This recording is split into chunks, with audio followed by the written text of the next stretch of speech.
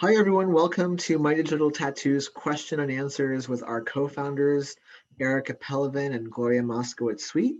I'm the executive director of My Digital Tattoo. My name is Vinny Aurora, and we have a few great questions from parents and teachers around Silicon Valley. Just to begin, I want to get into it, and this is one we get asked a lot, so I want to turn it over to Erica.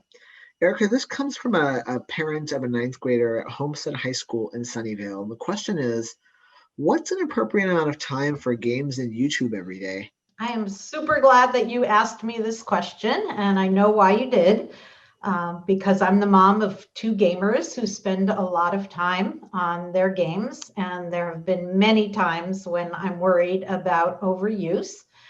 But before we kind of dive into talking about what's the appropriate time, I think a better question to ask is what they're doing online and what games they're playing, because not all games are the same. And what we're learning during this quarantine period is that for many kids, gaming is fulfilling that connection that they're missing from being in middle school or high school or having hangouts outside of their homes.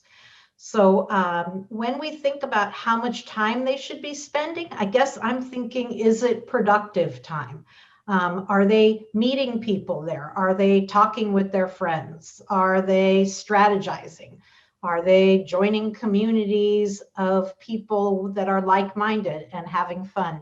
I know the game Among Us pushes people to really strategize and think, and can be extremely creative and different each time. So I guess for me, it's really hard to know how much is appropriate without asking our kids what kinds of games they're playing, kind of taking a look at what they're doing online, maybe even sitting next to them to check them out, listening to how they sound.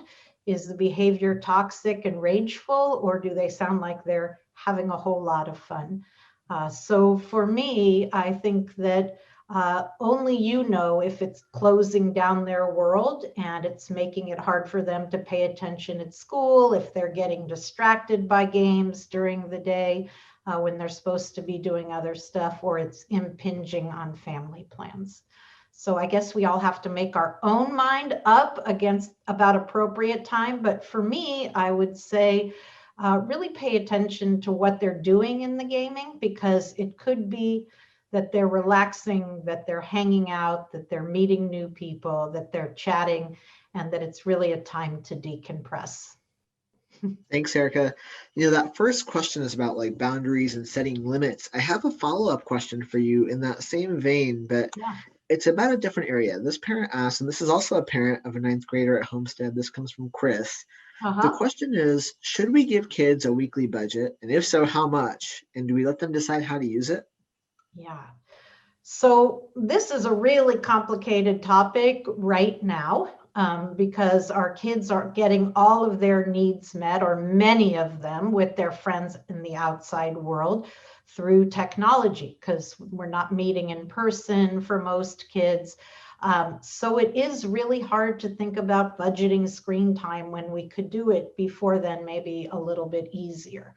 I think before, and I think this is true with anything, but before we set a limit for kids on what's appropriate, I think we really need to think about entering their world and kind of paying attention for a little while about how they budget their time, what they're currently doing.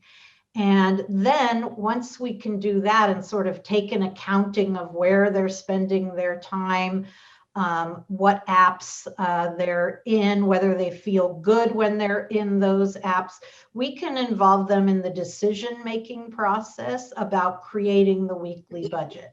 But I think this is true with parenting in general, having older kids now, that the more we involve them in the decision-making about the budget, the more likely we all are to stick with it. And I also notice that when they're involved in the decision-making and they make the first move or the first play, they often have things that they think are stricter than we might ourselves plan for them.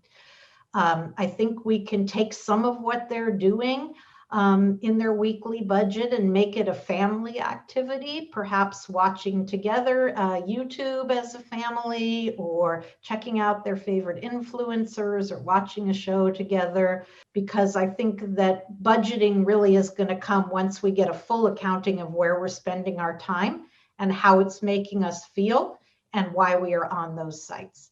To me, I always love to be able to think of what they love online and then figure out how we can do something like that offline. For example, when we talked about gaming, I know in my family with my big gamers, we've come to have 2 nights a week where we do family game night, board game night.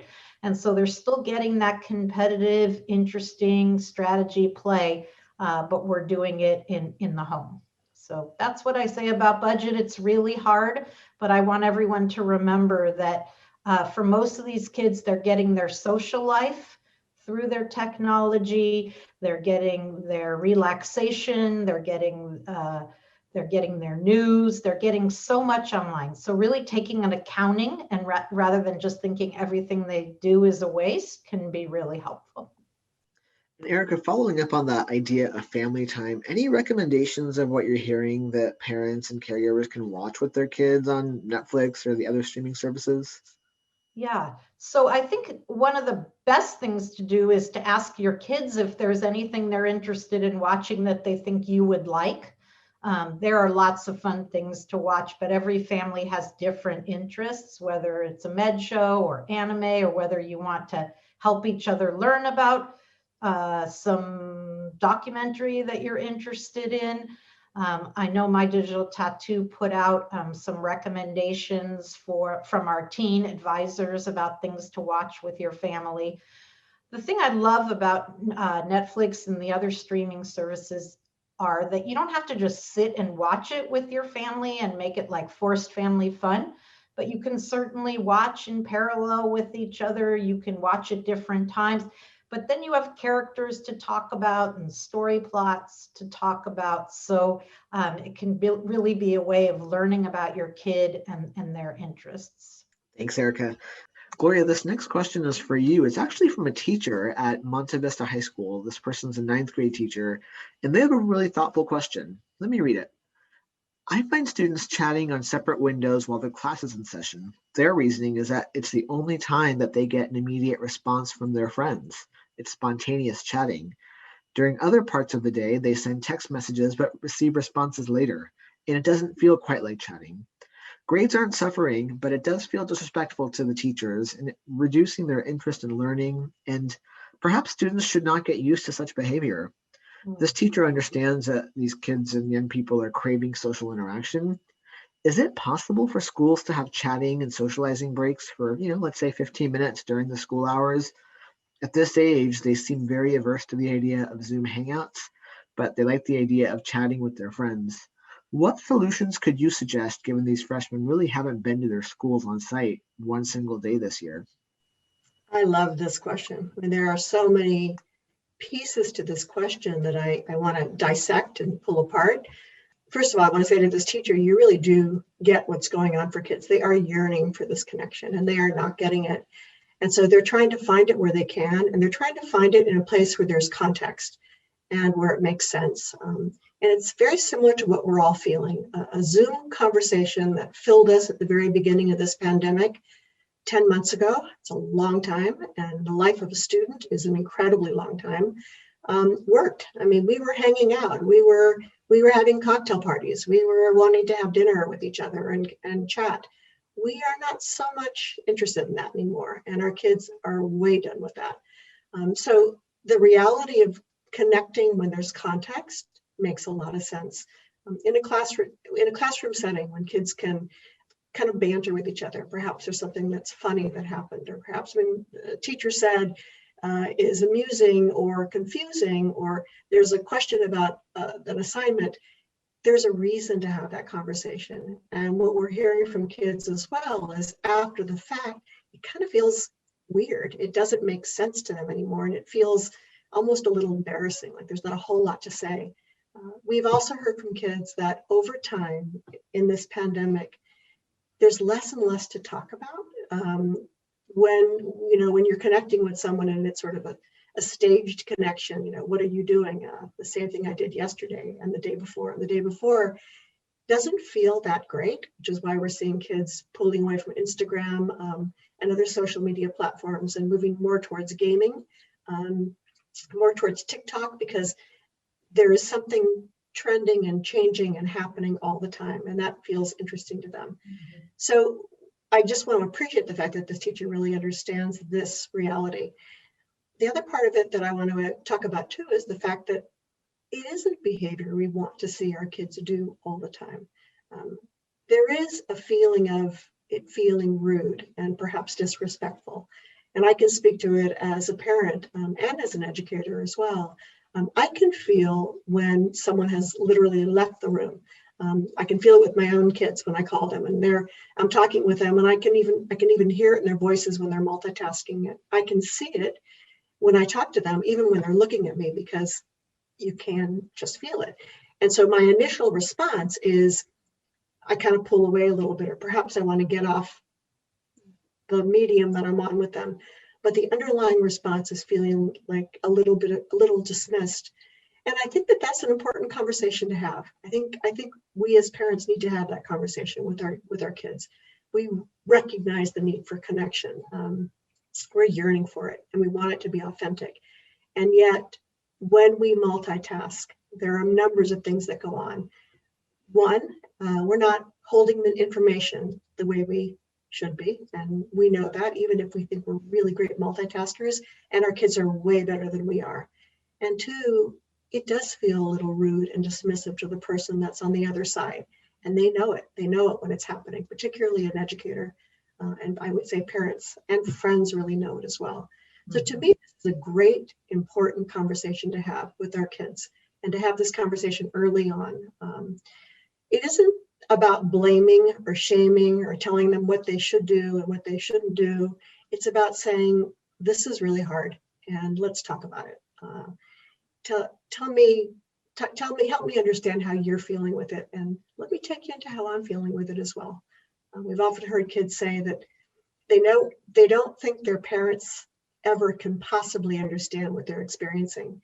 And I don't think we fully can, because this is way harder for our kids who developmentally are all about this kind of connection.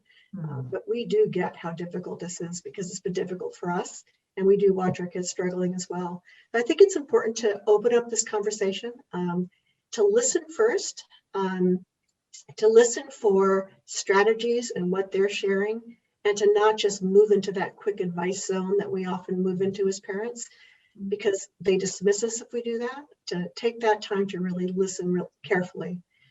And then I think in terms of strategies, we're going to hear strategies in that conversation if we listen really carefully. And if we ask our kids to be a part of the solution, their solutions are often not only more effective, they're often more stringent than solutions we might give them. That's something we've learned from kids. Their solutions are pretty amazing in their strategies. There are a number of families that I'm watching as we move into month 10 of this pandemic, develop strategies with other families that are really important to create connection, because that bottom line is what we're all yearning for. That's what that chatting is about. So what families are doing is they're connecting with like-minded families in regards to safety around COVID, and finding ways of connecting in pods outside, finding ways of connecting through walks, through backyard gatherings, through ways that feel authentic, and also it's not just about feeding our kids in regards to connection, but it's about feeding ourselves as well. And I think it's incredibly important for kids to see that modeling, for them to see us connecting with our friends as well. So that's one strategy. I also think it's important to have family time that is device-free, time that we come together without devices, that is fun and authentic and interesting. We've also seen families connect in ways that are really innovative and interesting. I've watched some families look at Airbnb experiences. That's only one venue. There are many others. And in that, you can find an experience. And so we saw a couple families who were interested in learning Spanish together and in cooking together. And they found a person who taught them in Spanish from Barcelona how to cook paella. And it was an exciting experience. It took a little research ahead of time. There were activities involved before the kids and parents cooked. There was Spanish to be learned. And then there was this amazing group project that they all got to enjoy. They all bought their own ingredients for the food and had an opportunity to kind of enjoy this together and separately. So the creativity has been astounding, and we're watching families find amazing ways to help our kids get this connection that they really desperately are yearning for. And I think that conversation needs to happen all the way through. We have to continue this conversation with our kids about the fact that we cannot multitask efficiently and effectively, and yet we need to connect. So how else can we do this? So that's my thought on that, Vinny. Erica, did you want to add to that at all? Yeah, I was just thinking, I know Gloria and I spend a lot of time talking to teens too, and there are many things we can do during the day when our kids are at school to help them. And I totally agree with Gloria that when it comes from them, if we ask a question like, hey, what are your friends doing, so that you're not so drawn to your phone in the middle of the school day, is a great place to start. But we've heard things like putting your phone down, face down. We've heard putting your phone away from the school setting, the desk that you've set up from school, and only using it during breaks where you have to go to actually get up and get it. We've heard kids telling us that they shut off their notifications so they're not being distracted by the beeps and buzzes constantly. And I've even heard a few kids say that they actually will take apps off from their phones so that they actually have to be mindful about checking it, not just getting notifications. So I agree with Gloria that conversation about, this is challenging for everybody. What's working for you? Do you have any friends who do this differently? I think can be really helpful in figuring out how to stay connected and be on task at school. And I have another addition. I was reminded of an educator, one of our educators we were working with uses a poster that we often talk about, and perhaps we can also put a link to in this conversation. It's the 20-20-20 rule, and it's a way of protecting our eyes and from media use. So every 20 minutes, we want to look away from the screen 20 seconds at something at least 20 feet away.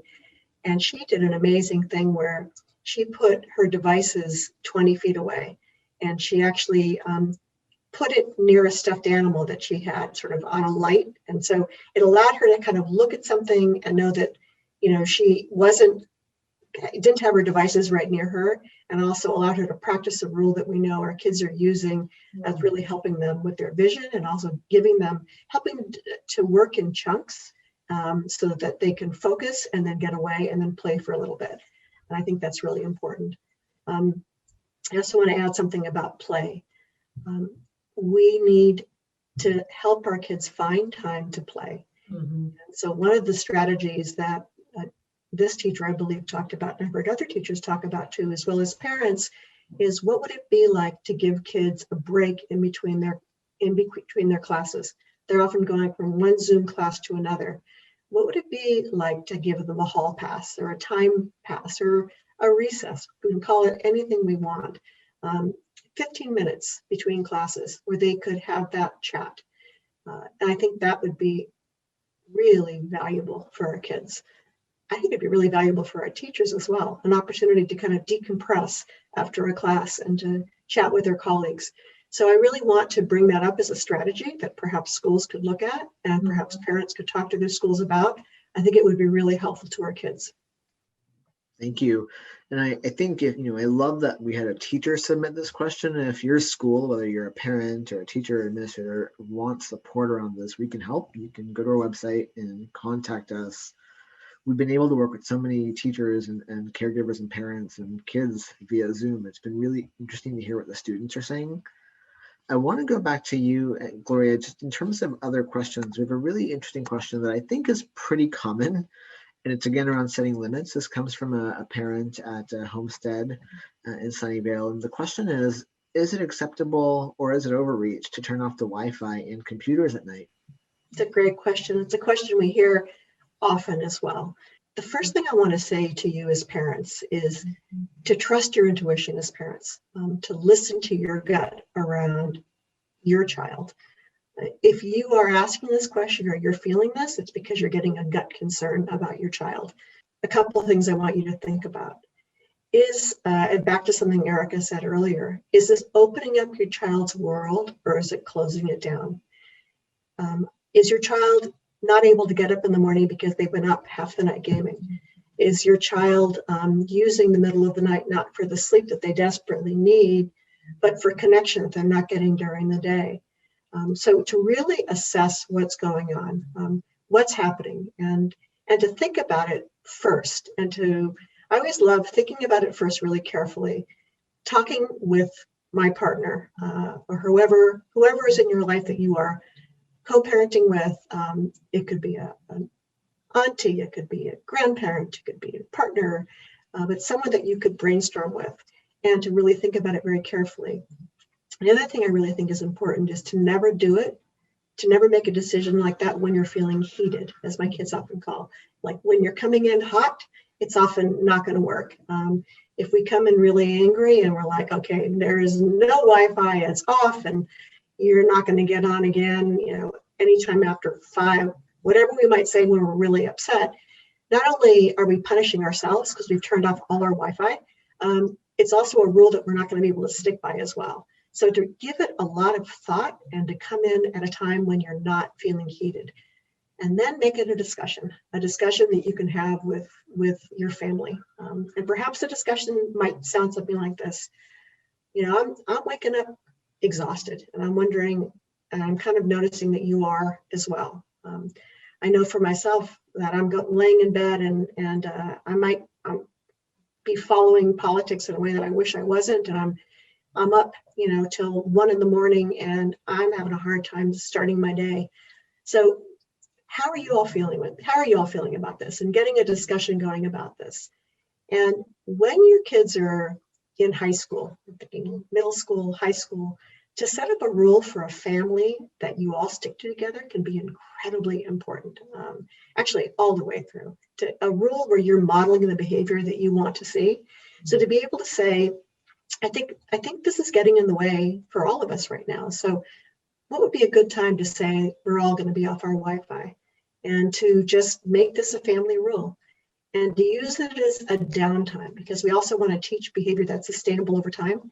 Mm-hmm. To teach kids about decompressing, and to teach kids about taking care of their mental well-being and their physical well-being by meditation, by reading old school books, mm-hmm. by listening to music on devices where they cannot multitask. Because what we've learned is that it's not so much being on the device that is concerning, because parents will often ask us, is a Kindle a problem?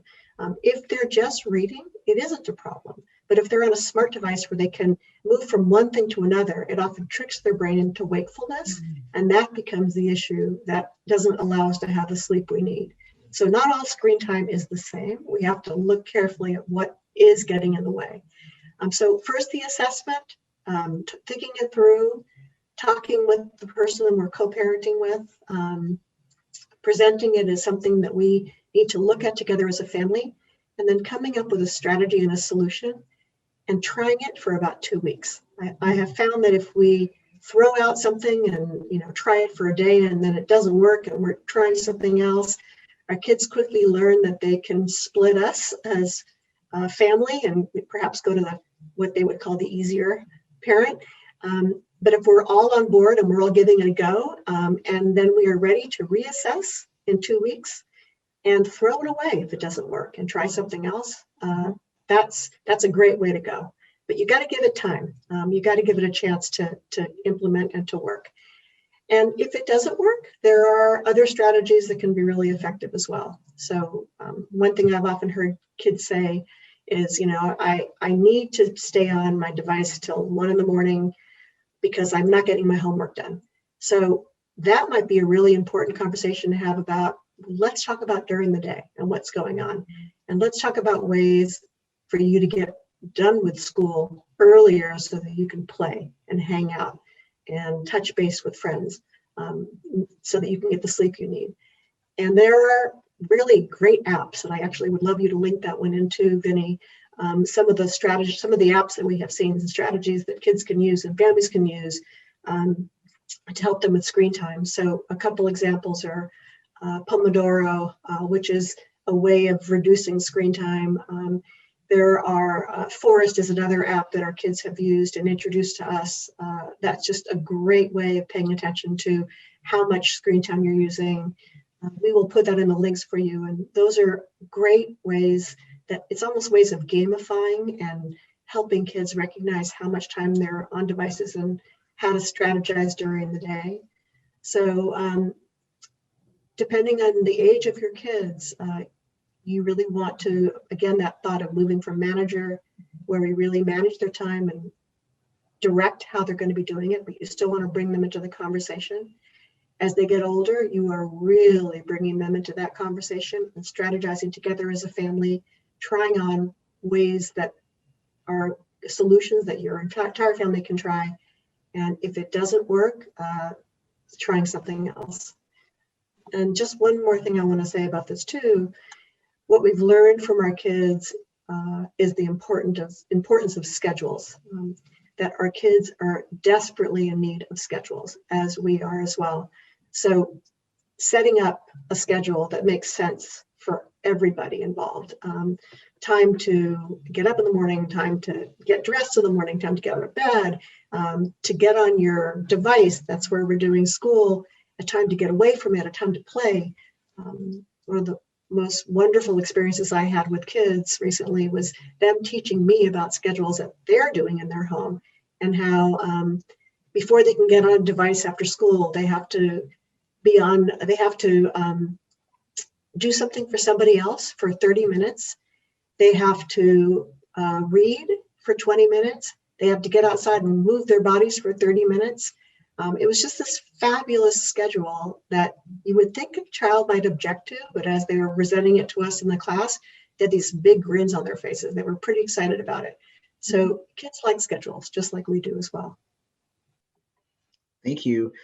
Erica, I wanted to ask you a question that is really not about moderating time, but more about moderating content. We have a parent from Clifford School, third grade child, and they're not sure how to moderate and manage what their kids are watching, whether that's on YouTube or other services. Any guidance around that? Yeah, I think before the pandemic, what we noticed was that we weren't paying a lot of attention to our kids' use on YouTube. And now we see that our kids are using more and more YouTube. And like the parents said, it's really hard to manage the content on YouTube because a lot is being pushed at them that they're not looking for. So I think it's really important that we spend time talking to our kids about what to do when inappropriate content is pushed at them, what to do if they want to flag a video or report some inappropriate behavior, the power of the content section. But I think really when we're looking at YouTube, one of the things that I'm really learning in the last 9 months is that many kids, particularly our middle and high school kids, are using YouTube sort of like background noise, the way that some families do with TV, that it's just on in the background. And this was really new to me and gave me a different perception of how they're using YouTube and what they're watching. Many of the kids will tell us that if they don't really have to pay attention to something, but they just want some company because no one's around and there's not a friend to hang out with, that they have it in the background and they just work better that way. I also think, and I know we keep repeating this, Gloria and I, but really getting curious about who they're watching, what they're getting out of YouTube is really important and essential to understanding their use and how long they should be on it. And the reason I say this is that the more we talk to kids about YouTube, the more we realize that they could be doing anything from listening to an influencer who has had a similar experience to them and making them feel better about something they're experiencing. They can be doing a meditation app or an exercise app. They can be watching something funny. There's not a lot of jokes around. They're not a lot, as Gloria said, you could be traveling anywhere on YouTube, also meeting new people.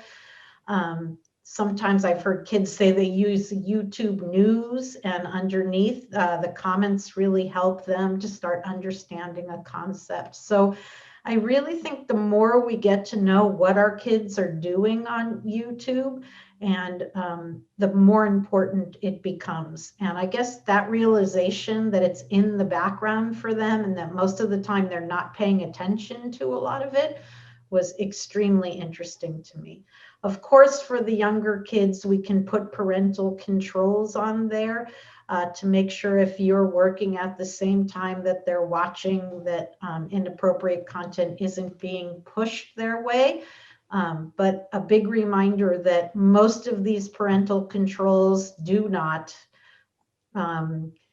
replace parenting, that we need our parents to be there watching and talking and saying, hey, share YouTube with your favorite influencer with me, or why do you think this is funny, without judgment, is really, really important to understanding the amount of YouTube that they're using. I think what they love about it, Vinny, no problem. I think what they love about it is really that they're all things in one place. And when we look at it that way, rather than seeing that it's a time suck that they're looking at and just assuming it's all the same, can be really detrimental. So I think it's really important to ask them what they're doing there with curiosity, not with, oh, you're wasting your time. So I just want to add on to something Erica said about what our kids are doing on YouTube. And I want to talk about our little ones, the elementary school kids.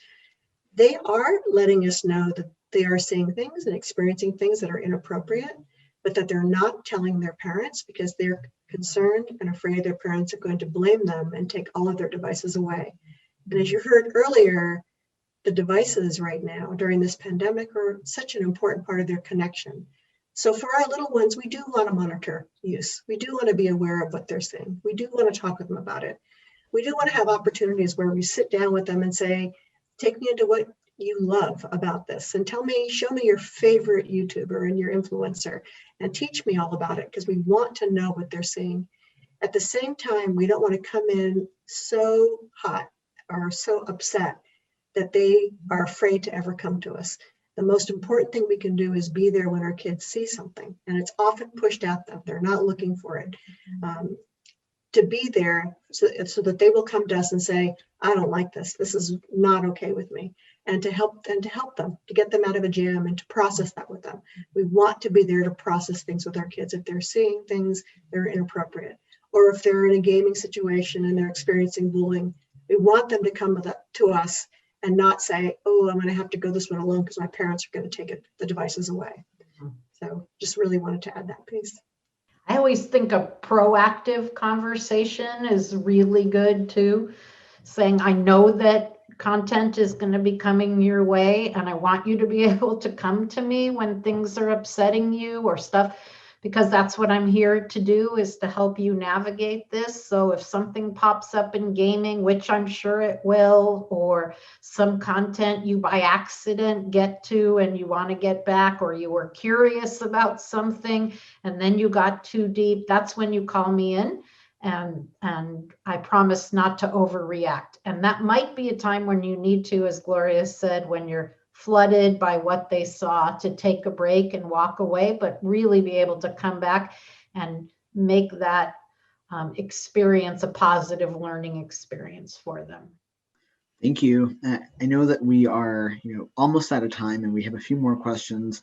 If we don't get to your questions, we're definitely going to message you back with our thoughts, but we so appreciate you submitting them. Mm-hmm. Gloria and Erica both mentioned that there are resources, and if you're watching this on Facebook, just look in the comments below and you'll see our links to the 20-20-20 rule and some of the apps around managing screen time. As parents and caregivers and teachers, I also want to encourage you to watch and listen to, our Media in the Middle podcast, because you can hear directly from young people. These are high schoolers for the most part, talking about the things you want to know about, what they're doing on TikTok, what their impressions are of toxicity online, how they're coping with remote work at school. And so you can find that anywhere. So one of the age-old questions we get, and this is for you, Gloria, is how do we encourage kids to reduce screen time? Right now, during this pandemic, the data is showing that young people are on screens upwards of 12 hours a day. Great question. And the most important question that we're getting right now from everyone we're talking to. I think we have to start by recognizing that at minimum, 5 hours a day are what our elementary, middle, and high school kids are getting in terms of just school time itself. And that's not even talking about homework. And we talked earlier about what's important developmentally for kids. They need to connect with each other. They need to play. They need to explore. And they're not able to do this in the world outside the way they normally have. So they're doing this online. So we have to recognize that not all screen time is the same, and not just add it up to that big number that is, I think, scaring parents. And I get it. And recognize that this is a time limited period, which I am hoping and believing strongly. I also think that it's important to have activities outside with our kids without devices. I think we have to model that time for them. I'm a big believer in getting outside and hiking, walks on the beach, hikes with our kids. It's been so exciting for me as a hiker to see families out there more than ever. And I think it's essential to get out there without devices and to show our kids how to be out there in the world and to not rely on devices.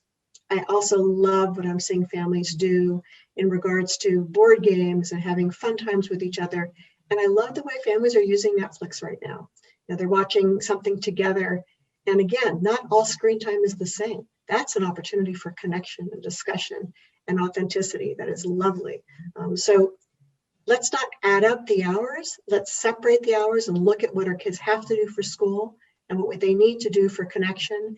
And let's think really critically about screen time in general.